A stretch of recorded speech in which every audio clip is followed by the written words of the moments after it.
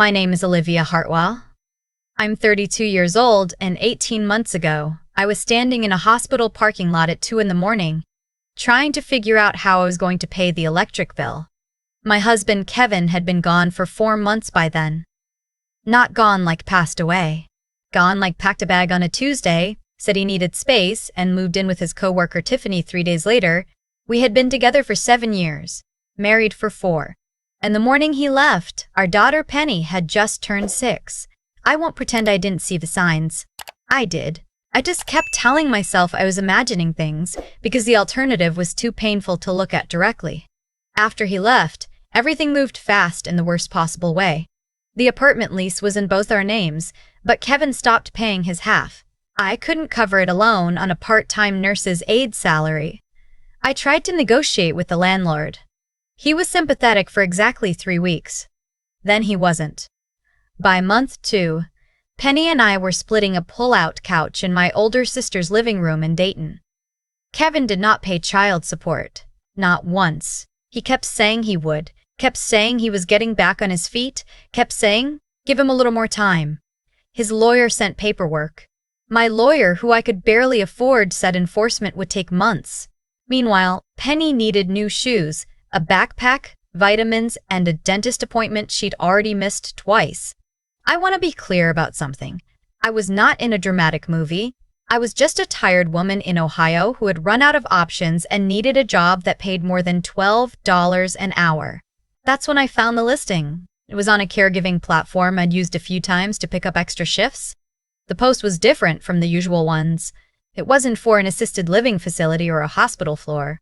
It said, live-in caregiver needed, private residence, competitive salary plus room and board. Candidate must be patient, discreet, and comfortable with unpredictable behavior. The salary listed was more than I had made in any 3-month stretch of my life. I almost scrolled past it. Unpredictable behavior. I had worked memory care. I had worked pediatric rehab. I knew what that phrase usually meant. But I had checked my bank account that morning, and the number I saw made my hands go cold. I applied. 2 days later, I got a call from a woman with a crisp, business-like voice. She introduced herself as the patient's granddaughter, said her name was Helena, and told me the job was for her grandmother, an elderly woman named Mrs. Aldrich. She said her grandmother had become increasingly difficult over the past year. Refused medication sometimes. Got agitated easily. Had gone through 4 caregivers since January. I told her I had experience with difficult patients. She said she would send me the address for an interview. The house was in a neighborhood I had driven past 100 times without ever looking too closely at. Old money. The kind of street where the hedges are trimmed into perfect rectangles and every mailbox looks like it belongs on a postcard. The Aldrich house sat at the end of a long gravel driveway lined with oak trees so tall they blocked out most of the afternoon sky. Helena met me at the door. She was somewhere in her early 40s, put together in the way that takes real effort to look effortless. Pressed slacks. A silk blouse. Hair that looked expensive. She shook my hand, looked me over once quickly, and led me inside without much warmth. The inside of the house felt like a museum that someone still lived in. Heavy drapes, oil paintings, a staircase that curved upward like something from a period film. Helena walked fast and talked faster, explaining the daily schedule, the medication list, the approved foods, the things that tended to set her grandmother off. She had a good mind for most of her life, Helena said, not slowing down. But the last year or so has been a decline. Some days she's more herself. Other days she's not. What does a hard day look like? I asked. She glanced sideways at me. Accusations. Throwing things occasionally. She convinced herself last winter that the night nurse was stealing from her. She's fired 3 people herself, which she doesn't actually have the authority to do anymore. I nodded and kept my expression steady. We reached a sitting room at the back of the house. Tall windows, afternoon light, a grand piano that hadn't been played in what looked like years based on the thin layer of dust along its top. And in an armchair near the window, a small woman with white hair and sharp eyes that landed on me the second I walked through the doorway. "Who are you?" she said, not rudely, just directly. "My name is Olivia," I said. "I'm a caregiver. I came to meet you." She studied me with an expression I couldn't quite name, not suspicion exactly, more like assessment. Helena didn't tell me anyone was coming. She mentioned it this morning, grandmother, Helena said from behind me, her voice patient in the practiced way that means the patience is almost gone. The old woman looked at Helena for a long second, then back at me. Sit down, she said. If you're going to be here, you might as well sit. Helena looked mildly surprised. I sat. That was how I met Evelyn Aldridge. She was 81 years old. She had built a regional textile company from one small workshop in the 1970s, sold it at the right moment, and quietly turned that money into a real estate portfolio worth more than most people would ever count in a lifetime. She had outlived a husband, a son, and 2 business partners. Her granddaughter Helena was her closest living relative. I got the job. I started the following Monday. Before I left that first day, I called my sister and told her I'd taken a live-in position. She was relieved for me and worried at the same time. We arranged that Penny would stay with her during the week. My sister had 2 kids of her own, close to Penny's age, and she told me Penny was already settled in and doing okay in her new school, so the routine wouldn't change much. I would come home on weekends. It hurt more than I expected to say that out loud. But Penny needed me to make this work. That was the thought I held on to. The first week was hard. Evelyn was sharp on some days and difficult on others. She refused to take her blood pressure medication twice, told me I'd moved her book and was lying about it when I hadn't touched it, and once stood up too fast from her chair and grabbed the side table hard enough to knock a small lamp over. On that day, I helped her back into the chair, cleaned up the mess, and put the lamp back without making a production of it. She watched me do all of it without saying anything. That evening, she asked me where I was from. I told her. She asked me if I had family. I said I had a daughter. She looked at me for a moment and then said, simply, "She's lucky." I didn't know what to say to that, so I said thank you and went to get her evening medication. Helena came by every few days. She was never unkind to me exactly, but she had a way of moving through the house that made it clear she considered herself the authority there. She would check in on her grandmother, ask me brief questions, make notes in her phone, and leave. Occasionally, her husband came with her. His name was Preston. He was the kind of man who walked into a room like he expected applause, and then looked mildly disappointed when it didn't come. He barely looked at me when we were in the same space. I didn't mind. I wasn't there for him. By the end of the second week, something small shifted. Evelyn started asking me to stay in the room in the evenings rather than waiting in the hallway. We didn't talk much. She would read. I would sit nearby. But she seemed to sleep better on nights when I stayed close, and her mornings were calmer. Then, at the end of that second week, something happened that turned the ground under me sideways. Helena and Preston arrived on a Thursday evening. They didn't usually come on Thursdays. Helena went straight to Evelyn's room and I stayed in the kitchen, preparing the evening meal. About 20 minutes later, I heard the front door open again. Another set of footsteps. Male. Heavier than Preston's. Moving like someone who owned the place. I turned around when the kitchen door opened, and the air went out of me completely. Standing in the kitchen of my employer's house, looking at me with an expression I can only describe as the specific satisfaction of someone who has just won something, was Kevin, my ex-husband, Penny's father, the man who had not sent a single dollar in child support in 5 months. He looked the same as always, maybe a little more polished than I remembered. He smiled slowly and said my name like it was a punchline. Olivia. He looked around the kitchen, then back at me. Huh. My hands had gone still against the counter. What are you doing here? He leaned against the doorframe. Helena's my cousin, he said. Did you not know that? I had not known that. He watched my face with that same slow smile. She mentioned she'd hired a new caregiver. I didn't put it together until she said the name. He tilted his head slightly. Small world. I turned back to the stove. I should finish this, sure. He didn't move. How's Penny doing? Something hot moved through me and I pressed it back down. She's fine. Good. He paused. You doing okay? This seems like a step down from the hospital. I didn't answer. He pushed off the doorframe and moved further into the kitchen, opening the refrigerator like he'd been in that house 100 times. Maybe he had. He pulled out a sparkling water and cracked it open. I'm just saying it's funny, right? 6 months ago, you were talking about going back to finish your nursing degree. Now you're making dinner for an old woman. I kept my voice very even. I'm doing what I need to do for my daughter. Something flickered across his face. Something I might have called guilt if I thought he was capable of it. Then it was gone. Yeah, he said. Good for you. And he walked out. I stood there for a moment with both hands flat on the counter. I thought about Penny's face the last time I dropped her off at my sister's. How she'd hugged me around the waist and told me to come back soon. How she'd said it in the careful voice kids use when they're trying not to cry. I thought about that, and I finished making dinner. Over the next few weeks, I learned that Kevin came by the house fairly often. He and Helena had stayed close, apparently. He would arrive with Preston sometimes or alone, and they would spend time in the sitting room or the study, talking with the door mostly closed. Occasionally, Evelyn would be included, and from what I could observe, those visits were always uncomfortable for her, though she said nothing specific to me about it. One afternoon, about 3 weeks into the job, I went to give Evelyn her afternoon medication and found her already awake, sitting rigidly upright in her chair, staring at the window. When I came in, she looked at me with an expression I hadn't seen on her face before. Not confusion. Not the usual difficulty of a bad day. Something else. Something careful and deliberate.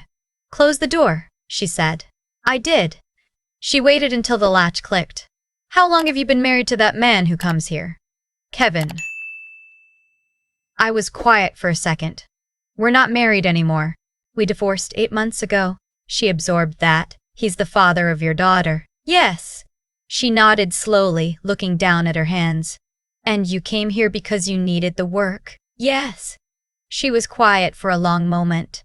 Then she said, I want to ask you something, and I need you to answer me honestly, not carefully. Honestly. All right, she looked up at me. Do you think I'm losing my mind? I held her gaze. I think you have difficult days, I said. I think some of them are harder than others. But no, when you're talking to me right now, you are completely clear. She held my eyes for a few more seconds. Then she exhaled and something in her shoulders came down just slightly. Good, she said, because I need you to understand something. She paused.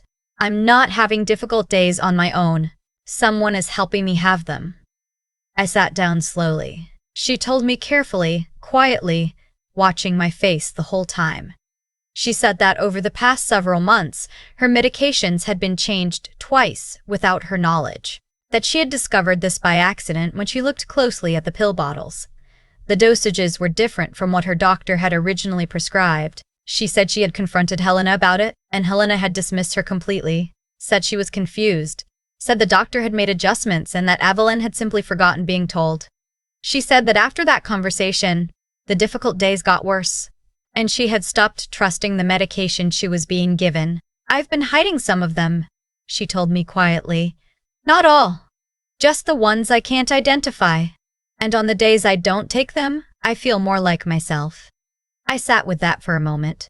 Why are you telling me this? I asked. She looked at me steadily. Because you came here with nothing and you have been honest with me every single day since you arrived. And because? She paused. I think you understand what it feels like to have someone take things from you that were yours. I didn't say anything for a moment. I thought about the apartment lease. The savings account Kevin had emptied 3 weeks before he said he needed space. The custody forms his lawyer had drawn up that gave him visitation on a schedule he never actually used. What do you need from me? I said. She told me. What she needed was simple in concept and genuinely frightening in execution. She needed me to take the pills she wasn't sure about to a pharmacist she trusted. A man named Dr. Callum, who had been her personal physician for nearly 20 years and who operated a private practice 40 minutes away. She needed to stun discreetly, without Helena or Preston knowing, and she needed me to help her document what she was actually like on the days when she wasn't given the suspicious medications. Clear dates, times, observations, written down somewhere safe. She also told me something else, something she had been sitting on for months because she hadn't known who to tell. She had a second will. One that Helena did not know about. She had drafted it 14 months ago with a different attorney. after she had started to feel that something was not right. The will she had made public knowledge, the one Helena expected to inherit under, was the one from 12 years ago. But the newer will reflected what she actually wanted done with her estate. I asked her where the newer document was.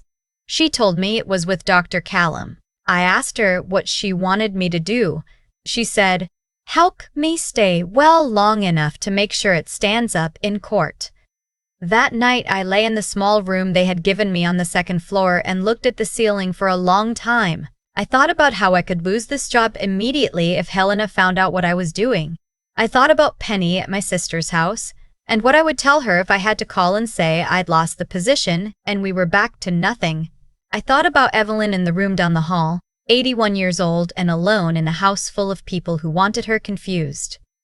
I thought about the fact that Kevin had probably known for months that I was working here, had maybe even said something to Helena that encouraged her to hire me, knowing it would keep me close and manageable, dependent on a paycheck from his cousin's household. I thought about all of it, then I got up, found a notebook in my bag from a continuing education course I'd taken the year before, and I started writing. Date, time, Evelyn's presentation, what she had and hadn't taken, how she spoke, whether she was tracking conversation clearly. The first entry was 3 paragraphs. Over the following weeks, I became 2 people in that house. With Helena and Preston and Kevin, I was the caregiver, quiet, efficient, unobtrusive. With Evelyn, behind the closed door of her room, I was a partner in something that mattered. I drove to Dr. Callum's practice on a Tuesday morning, during the 2-hour window when a part-time aide named Frances came in to sit with Evelyn. I told Helena I had a personal errand. She didn't ask for details. I brought 4 pills in a small labeled bag and gave them to Dr. Callum along with a brief written summary of my observations. He looked at the pills for a long time. Then he looked at me. "How long has this been going on?" he asked. "I don't know how long before I arrived," I said. "I've been there about 6 weeks. He told me he would have them analyzed. He also pulled Evelyn's actual prescription history and compared it against what I described. His face did not change expression exactly, but something behind his eyes went hard and still. "I'll need another week," he said. "Come back Thursday." I came back Thursday. He told me the pills contained a sedative compound that was not listed in any of Evelyn's current prescriptions. Given at a low dose over a long period, he said it would produce exactly what had been described: confusion, agitation, emotional dysregulation. It was subtle enough to look like natural cognitive decline. It was also, he told me quietly, enough to support a legal case for declaring someone mentally unfit. I sat in his office for a moment with that information. He asked me if I wanted to go to the police directly. I said I needed to talk to Evelyn first. She and I talked for 2 evenings. She was clearer than I'd ever seen her, because we had stopped giving her anything we hadn't verified ourselves with Dr. Callum's help. She sat up straight. She spoke in full, careful sentences. She knew exactly what she wanted. She did not want to go to the police before she was ready. She had one shot at this, and she needed it done right. She had already called her attorney, the one who held the second will, and told him to prepare for a meeting. She had contacted 2 members of her company's former board, men she trusted, and asked them to make themselves available. The plan was her plan. I just helped her execute it. Helena announced the meeting herself, which was its own kind of irony. She had scheduled a formal assessment, her word, to bring together a physician, the family's estate attorney, and 2 witnesses with the intention of moving forward on a competency evaluation. She told me about it the morning before. In the offhand way she told me most things, like I was part of the furniture. She said, "We'll need you to have her dressed and settled before 10. I said, "Of course." The morning of the meeting, I helped Evelyn get ready. She was very calm. She chose a navy dress, low heels, her pearl earrings. She looked like what she was, a woman who had built a business from the ground up and knew exactly what a boardroom felt like. "Are you nervous?" I asked while I was pinning her hair. "No," she said. And then, after a pause, "Are you?" "A little," I admitted. She looked at me in the mirror. "Don't be," she said. "You did everything right." Helena had arranged everyone in the formal sitting room around the long table: the estate attorney, a physician she had brought in, 2 witnesses she had selected herself. Kevin and Preston were seated along the side wall. Kevin noticed me come in with Evelyn and his expression shifted. Not the easy smirk from the kitchen, something more uncertain. Helena began speaking. She was composed, deliberate, professional. She described her grandmother's decline in detailed terms. The aggression, the paranoia, the inability to manage her own care decisions. The physician she had brought nodded at certain points. The attorney had a folder open in front of him. Then Evelyn spoke. She didn't raise her voice. She didn't need to. She said, clearly and without hesitation, that she appreciated everyone coming and that she had a few things she needed the room to hear before they went any further. She described the medication changes. She named the dates she had noticed them. She described the symptoms that followed, and she described how those symptoms disappeared when she stopped taking the unverified pills. She said that Dr. Callum, who was present, having arrived quietly through the side entrance 2 minutes before the meeting started, had confirmed the presence of a sedative compound not in any of her prescriptions. Dr. Callum placed a single sheet on the table. Lab results. Helena went very still. Evelyn then asked her own attorney, the one holding the second will, to step forward. He had been seated near the doorway. Helena had not recognized him. He stood, introduced himself, and explained that he held a will signed 14 months ago, updated and fully executed, which superseded the previous document. Kevin pushed back from his chair and started to say something. Preston put a hand on his arm. Evelyn looked at Kevin. She spoke quietly and without any visible anger.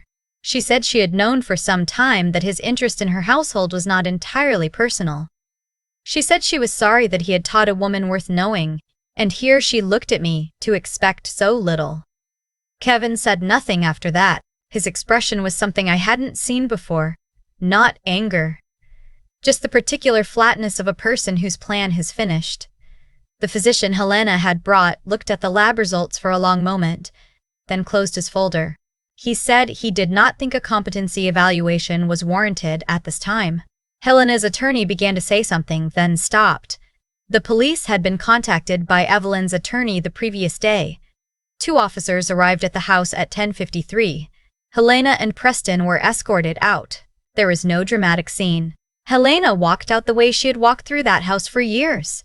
Composed, upright, but her hands were shaking by the time she reached the door.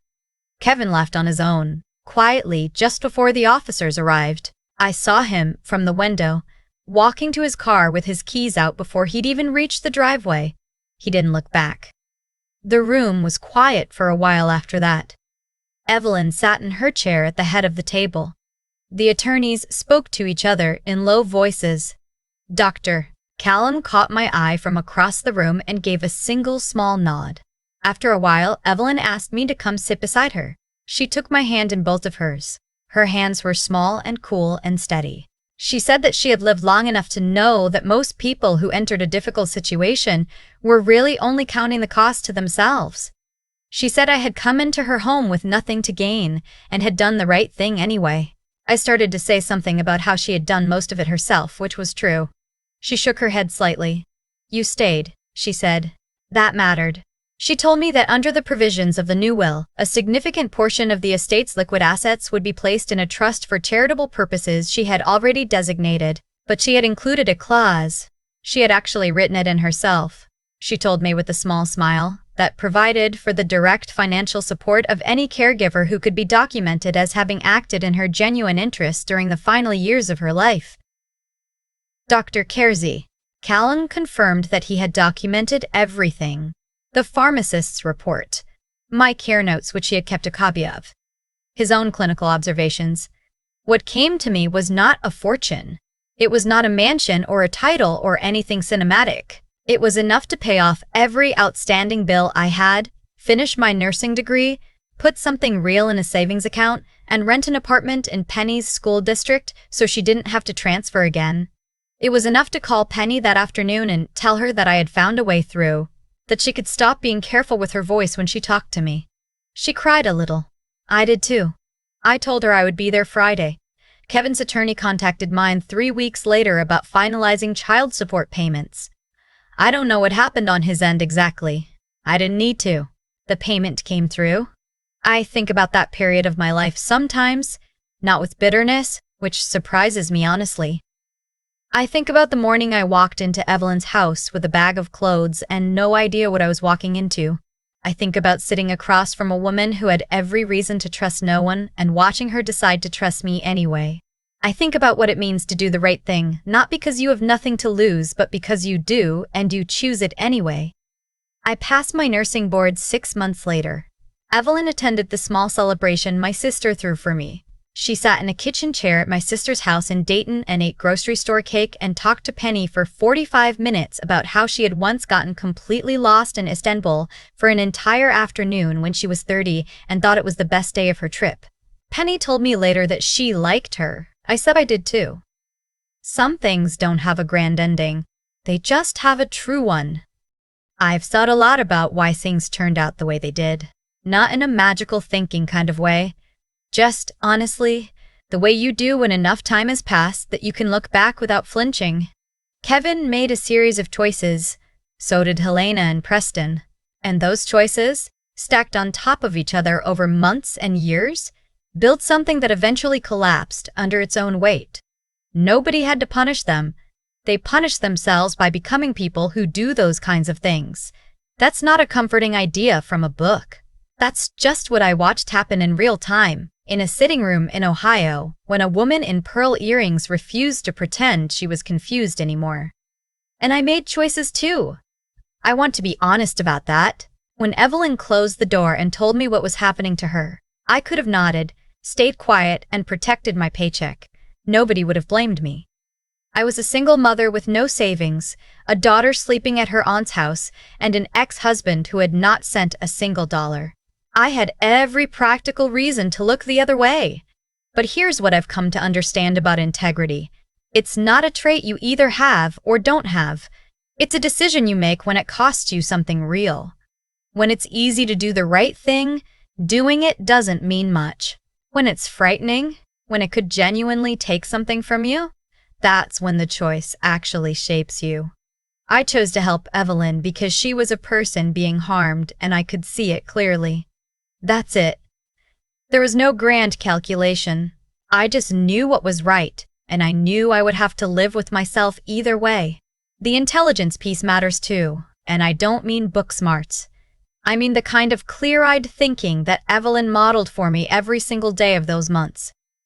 She did not panic. She did not act out of emotion alone. She identified her situation accurately, built a quiet plan, found one person she could trust, and moved carefully. She was 81 years old and outmaneuvered people who had underestimated her for years, because she never stopped thinking precisely even when everyone around her was counting on her not to. I learned something from watching that. Difficult situations don't require you to be the loudest or the most aggressive. They require you to be steady, accurate, and patient enough to wait for the right moment. And then there's the part about endurance. About just staying. That's the thing I'm most proud of, honestly. Not the lab results or the legal outcome or any of the dramatic parts. I stayed when everything in me wanted to leave. I stayed for Penny, yes. But also because I understood that quitting would mean becoming someone who quits, and I didn't want to hand that version of myself to my daughter as an inheritance. Evelyn told me I stayed when everyone else would have run. I think she was right. And I think staying, just the plain, unglamorous act of not leaving, was the thing that made everything else possible. Some people enter your life as patience. Evelyn entered mine as proof that doing right by someone, even when it's hard, is never actually wasted.